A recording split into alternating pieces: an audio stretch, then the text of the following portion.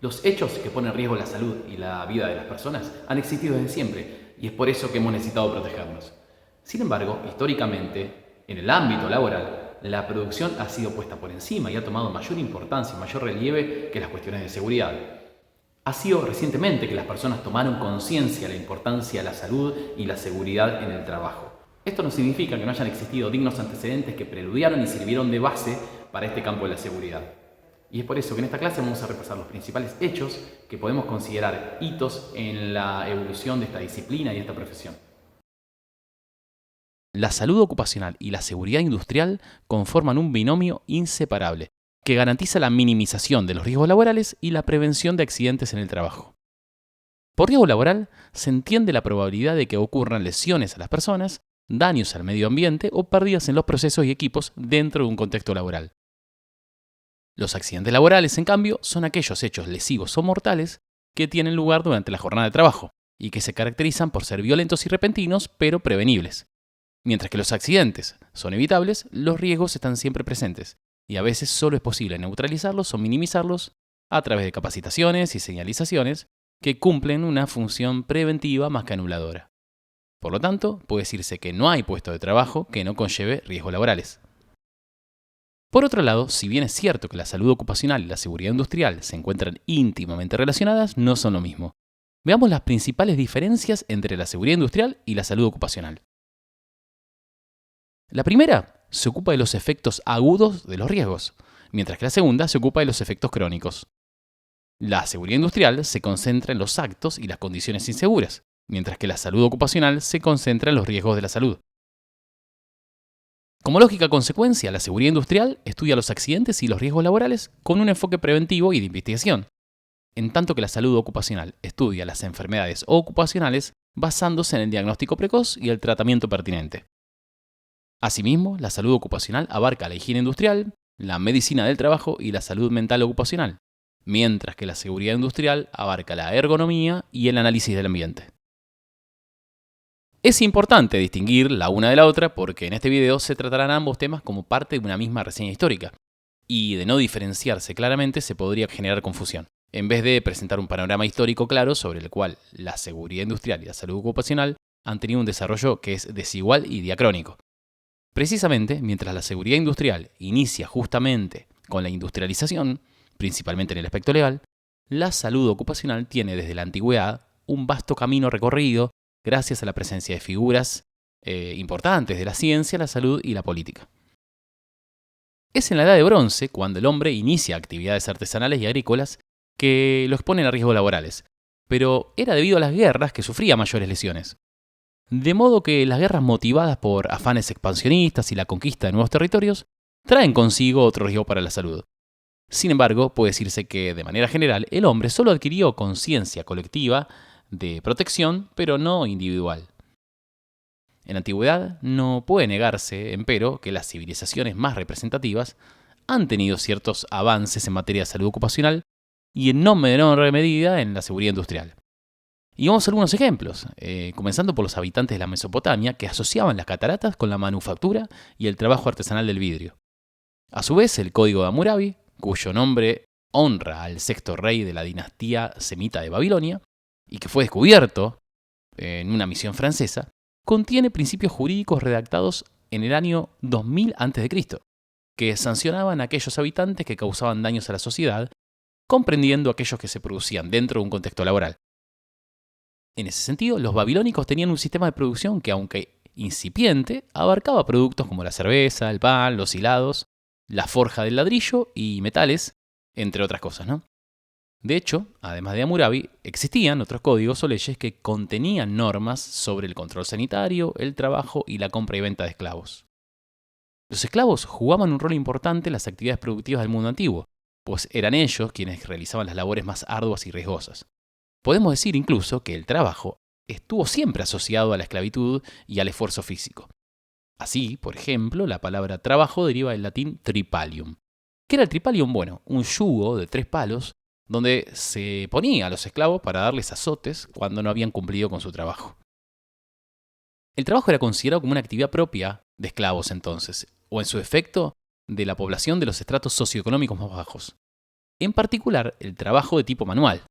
Por eso, en la Edad Antigua, la filosofía y la política eran las actividades de mayor prestigio, porque se basaban en el uso del intelecto en vez de las manos. Por otro lado, así como en la Mesopotamia, en Israel y Egipto también se pusieron normas para evitar la propagación de enfermedades. De hecho, Egipto es una de las civilizaciones del mundo antiguo que ha tenido destacables innovaciones en materia de seguridad y salud ocupacional. Allí, por ejemplo, se utilizaban arneses, sandalias y andamios como implementos de seguridad. Dichos dispositivos eran utilizados por los esclavos que se dedicaban a construir las pirámides y esfinges que adornaban la urbe egipcia. Se puede decir que la práctica en torno a la protección quedaba a criterio del patrón. Y es sabido, por ejemplo, que Ramsés II brindaba un trato especial a los esclavos que construían sus estatuas porque pensaba que si estaban mejor descansados, alimentados y bebidos, realizarían su trabajo con más gusto y por lo tanto las estatuas del faraón serían más estéticas. Con respecto a la medicina ocupacional, en la Sátira de los Oficios se encuentran textos que señalan una relación causal entre las posturas incómodas en el trabajo y la fatiga o las deformaciones físicas. También se describen afecciones oculares y parasitarias, ocasionadas por el uso del barro. En el papiro quirúrgico, descubierto en el siglo XVIII, se mencionan diversas dolencias y enfermedades, en particular las que afectan al sistema nervioso, asociadas hipotéticamente a ocupaciones específicas. Fueron, sin embargo, Grecia y Roma las culturas del mundo antiguo que tuvieron mayor trascendencia para la salud ocupacional. La época de importantes avances para los trabajadores en Grecia tuvo lugar entre los siglos 6 y 7 a.C., donde con la construcción de la gran Acrópolis se desarrolló el trabajo diferenciado. Los mayores aportes sobre medicina ocupacional en Grecia siguieron en el campo del trabajo en las minas y el de las enfermedades por intoxicación. El padre de la medicina, Hipócrates, escribió un tratado sobre las enfermedades de los mineros, a quienes recomendaba tomar baños higiénicos para evitar la saturación de plomo. Describió asimismo los síntomas de la intoxicación por mercurio y por plomo, y también indicó que los determinantes de las enfermedades se relacionaban con el ambiente social, familiar y laboral. De hecho, siempre que Hipócrates atendía a un paciente, le preguntaba a qué se dedicaba y enseñaba a sus discípulos que el tipo de trabajo realizado se relaciona con enfermedades específicas. En su tratado Aires, Aguas y Lugares estableció una metodología para visitar los centros de trabajo e investigar e identificar las causas de las enfermedades. En resumen, fue un pionero en la salubridad, medicina ocupacional y fisioterapia. Aristóteles, filósofo y naturalista griego, también intervino en la salud ocupacional de su época porque estudió ciertas deformaciones físicas producidas por las actividades ocupacionales, planteando la necesidad de su prevención. Al igual que Dioscórides, médico griego en el siglo I, que afirmó que el plomo hace que se pierda la cabeza.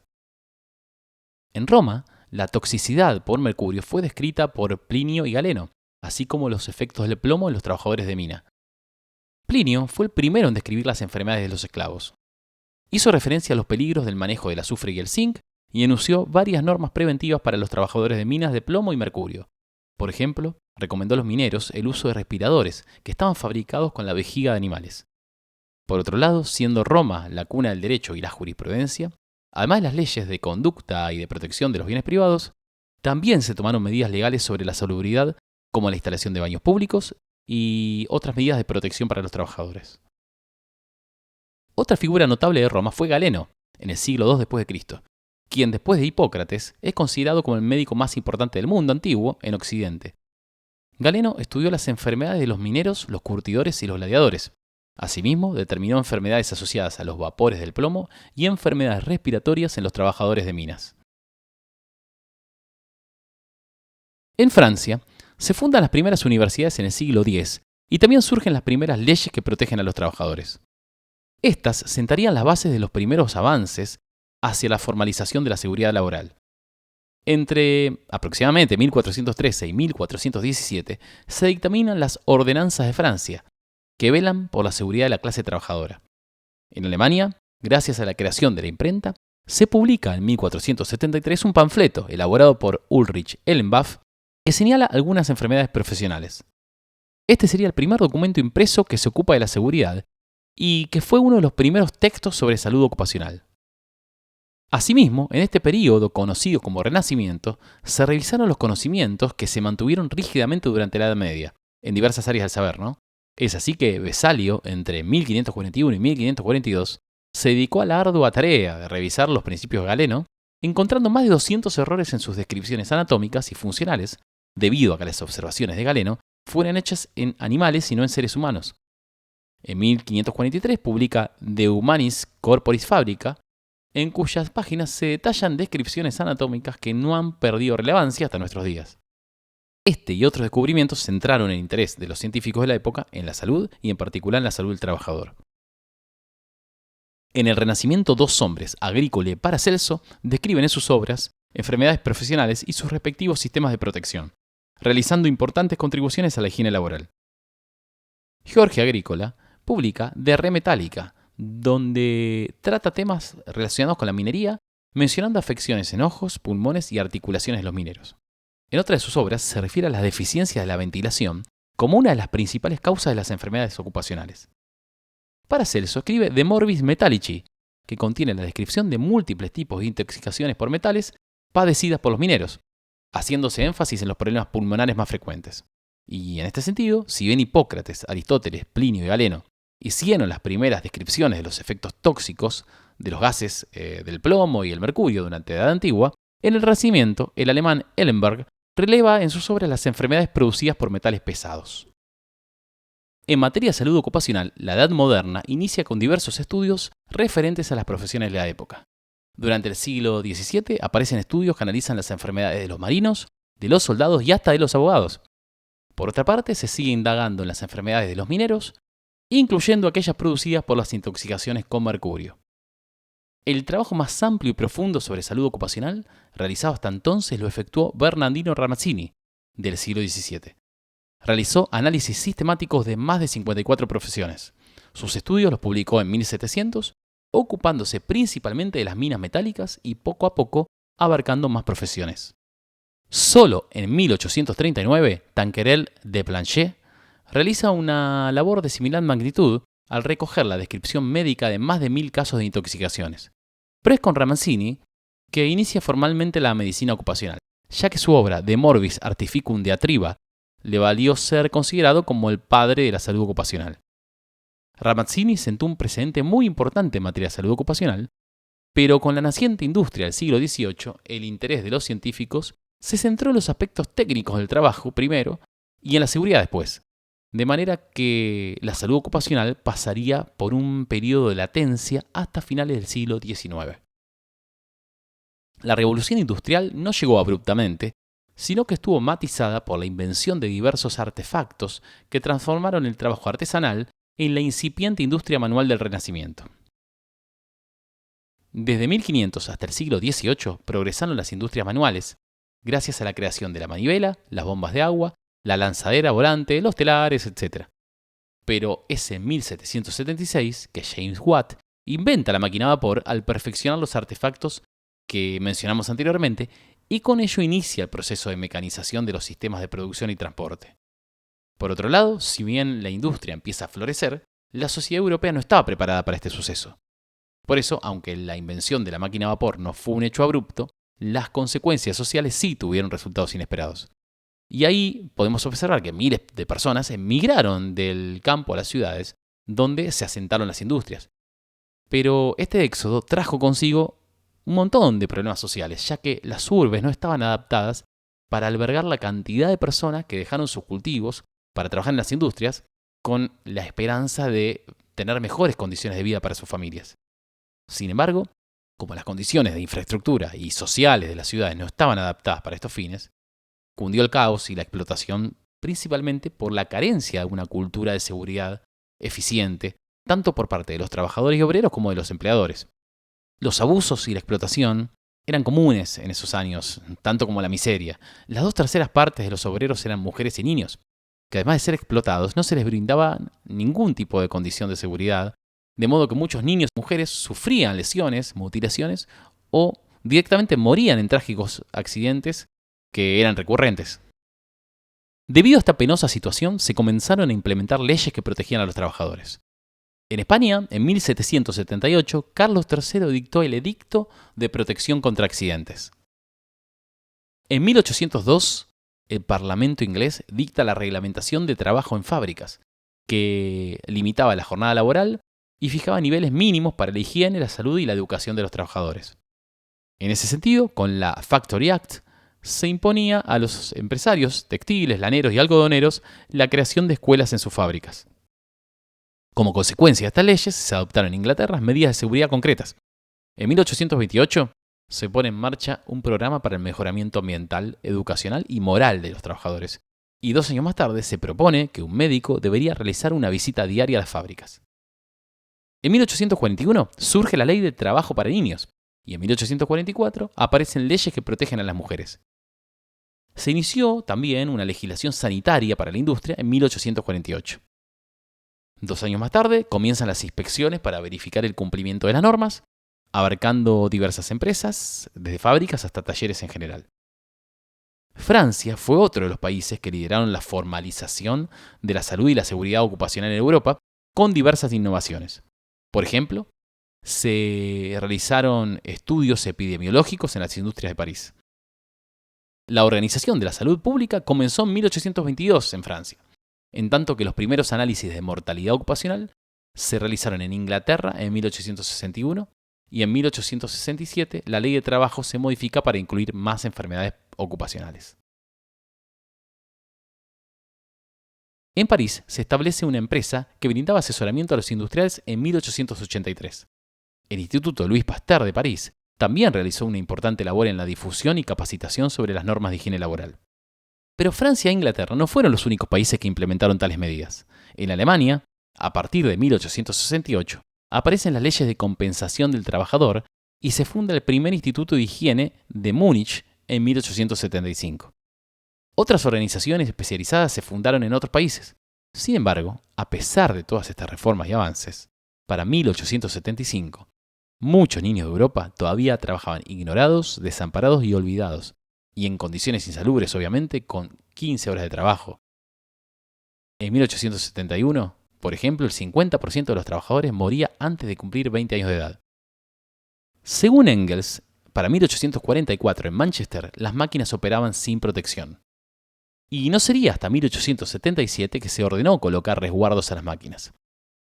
Leyes similares ya contemplaban para entonces aspectos como la ventilación y la protección de túneles en desuso, la señalización, el uso de manómetros y válvulas adecuadas para las calderas de vapor, y la exigencia de indicadores y frenos en el caso de dispositivos para levantar equipos.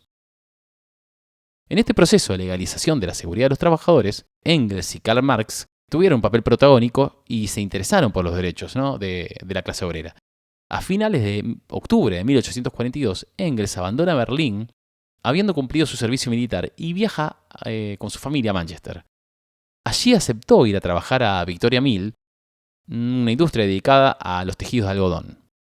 Sería en este lugar también donde conoció de cerca la problemática de los trabajadores y escribe en 1843 Situación de las clases operarias en Inglaterra.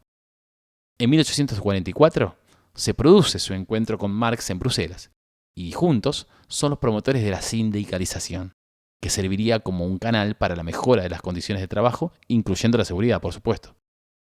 Podemos decir que más allá del marco político de las propuestas de Marx y Engels, ha sido innegable la trascendencia de sus ideas en las reformas laborales de Europa y de América. Tal es así que el 4 de mayo de 1886 tuvo lugar la Revuelta de Chicago, que culminó con el justo establecimiento de las 8 horas de trabajo. Yendo a este país, cabe recordar que la primera industria algodonera se establece en 1822. Al igual que en Inglaterra, los trabajadores, que incluían mujeres y niños, provenían de las granjas y trabajaban hasta 14 horas. En Massachusetts, se promulgó en 1867 una ley que nombraba inspectores para las fábricas. Años más tarde se establece la primera oficina de estadística del trabajo en Estados Unidos. Y por esta época se realizaron esfuerzos por responsabilizar a los empresarios en el caso de accidentes laborales. Y es así que en 1911 el estado de Wisconsin aprobó la primera ley que regula la indemnización del trabajador. Dentro de este panorama, ahora sí podemos decir que después de 1890 se generaliza en todo el mundo la legislación que protege a los trabajadores contra riesgos laborales.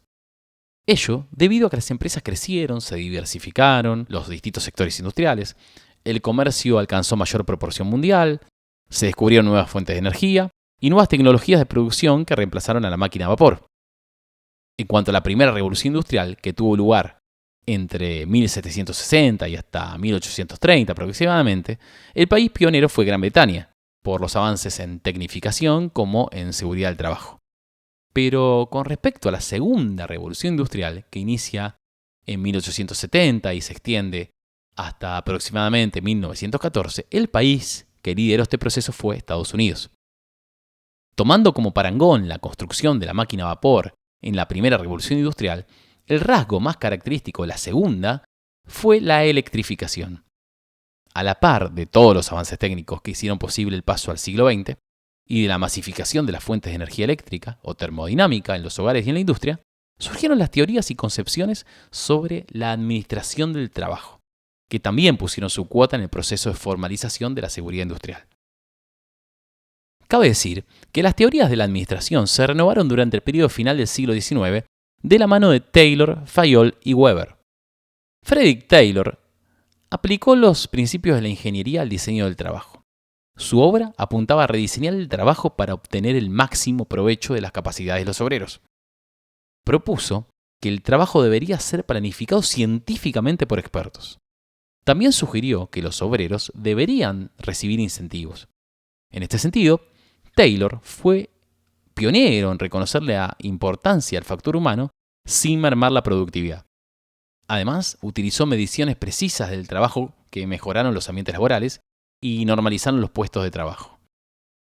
Con estas propuestas se ordenaron los ambientes y los procedimientos de trabajo, y ello mejoró las condiciones de seguridad.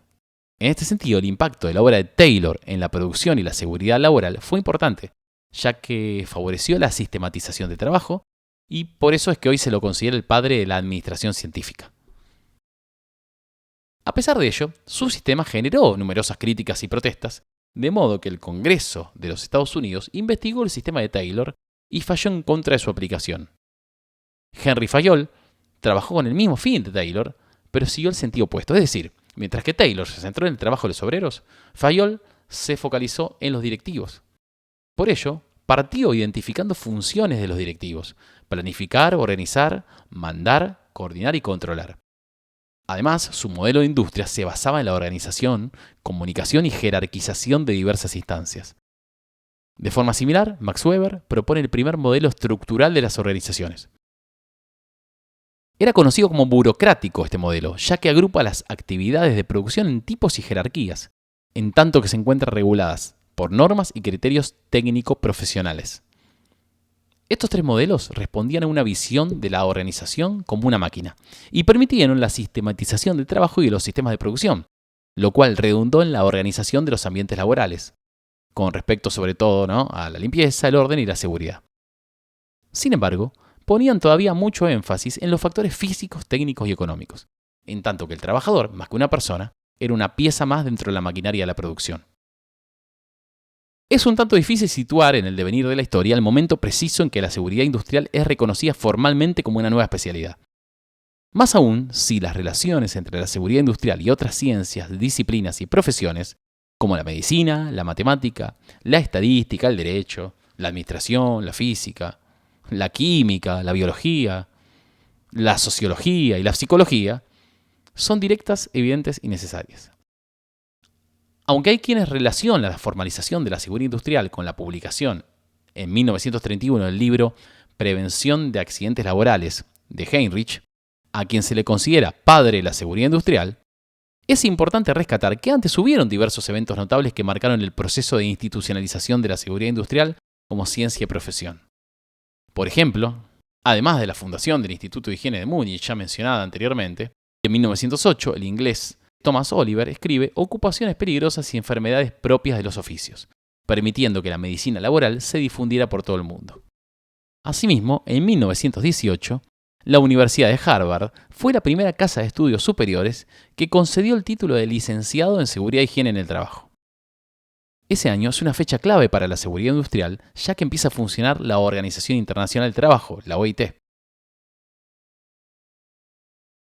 En 1918, también aparece la Escuela Americana, con Heinrich, Simons, Grimaldi y Berthes, que proponía un enfoque analítico y preventivo de los accidentes. Birds analizó accidentes reportados por 297 compañías de los Estados Unidos, estableciendo relaciones entre el índice de accidentes y diversas variables como la edad, el tiempo de servicios, las horas de trabajo, etc. Simons realizó numerosos cálculos y dividió los costos de los accidentes laborales en 4 categorías: accidentes que producen la baja del trabajador, contingencias que no producen lesión y que ocasionan solo desperfectos materiales, eventualidades que precisan de cura con botiquín sin participación médica y accidentes que no causan baja a pesar de necesitar atención médica. Sin perjuicio de ello, sería Herbert Heinrich la figura más representativa de la escuela americana, y bien puede ser considerado como el padre de la seguridad industrial, ya que es el primer ingeniero de seguridad reconocido. Realizó miles de estudios y análisis de accidentes, proponiendo, dentro de un enfoque preventivo, que de cada 100 accidentes, 98 pudieron ser previstos. De modo que, según sus estudios, de cada 75.000 accidentes, el 10% se deben a condiciones peligrosas, 88% a actos inseguros y solo el 2% a actos imprevistos. Es decir, que la principal fuente de accidentes se debe a actos inseguros de los trabajadores en lugar de factores ambientales. Con respecto a la higiene industrial, en 1970 el Congreso norteamericano aprobó una ley sobre la seguridad y higiene laboral, que condujo a la creación de la Administración de Seguridad y Salud Ocupacional de ese país. Por otra parte, basándose en los principios de Taylor, Gilbreth publica en 1953 el libro Estudio de los Movimientos. Allí analiza la eficiencia de los movimientos de los trabajadores en función de la pérdida de tiempo y el desgaste físico. Concluyó que la mejor manera de aprovechar los movimientos de los trabajadores para que la producción aumente era minimizar la distancia entre el operador y las máquinas, así como de las herramientas que utiliza. Y los movimientos deberían ser preferentemente rítmicos, simétricos, circulares y en dirección de la fuerza de gravedad. Con estos estudios, Gilbreth refuerza la idea de que el ambiente de trabajo debe adaptarse al hombre, principio directriz de la ergonomía, que no es otra cosa más que el estudio de las relaciones entre el hombre y el ambiente de trabajo. Los trabajos de ergonomía generaron además la investigación de diversas variables como el ruido, la iluminación, la ventilación, la humedad, etc. Para 1960, la seguridad industrial es ya una ciencia y una profesión cuyos aportes a la industria y el trabajo son valorados, en tanto que eliminan o minimizan los riesgos ocupacionales y permiten reducir los costos económicos que afectan la producción. En la actualidad, la seguridad industrial viene generando un gran interés por parte de los empresarios, los trabajadores y los políticos. En particular, los gobiernos han invertido dinero en la difusión de normas de seguridad y en la inspección periódica de empresas, fábricas e industrias, a través de diversos organismos de control. Por otro lado, aunque resulte contradictorio, diversos accidentes de proporciones catastróficas han tenido lugar a partir de 1940, justo en el momento en que la seguridad industrial pasa por su momento de consolidación. Por ejemplo, entre 1941 y 1945 se produjeron más muertes por accidentes laborales que las muertes por combate durante la Segunda Guerra Mundial. Asimismo, en las últimas décadas se han producido los accidentes más trágicos. En 1984, en una empresa de productos químicos de Bhopal, India, se produjo una fuga accidental de isocianato de metilo que mató a por lo menos 2.500 civiles. Otra tragedia importante fue la que ocurrió en Phillips Petrochemical Plant en octubre de 1989, cuando una explosión e incendio en la planta de Houston, Texas, dejó como saldo 24 trabajadores muertos y 128 heridos. Pero el accidente industrial más catastrófico fue sin duda el de la central nuclear de Chernobyl. El 26 de noviembre de 1986, uno de sus reactores, el número 4, aumentó su potencia de forma imprevista, produciendo un sobrecalentamiento que lo hizo explotar. El material radioactivo liberado fue unas 500 veces superior al de la bomba atómica de Hiroshima.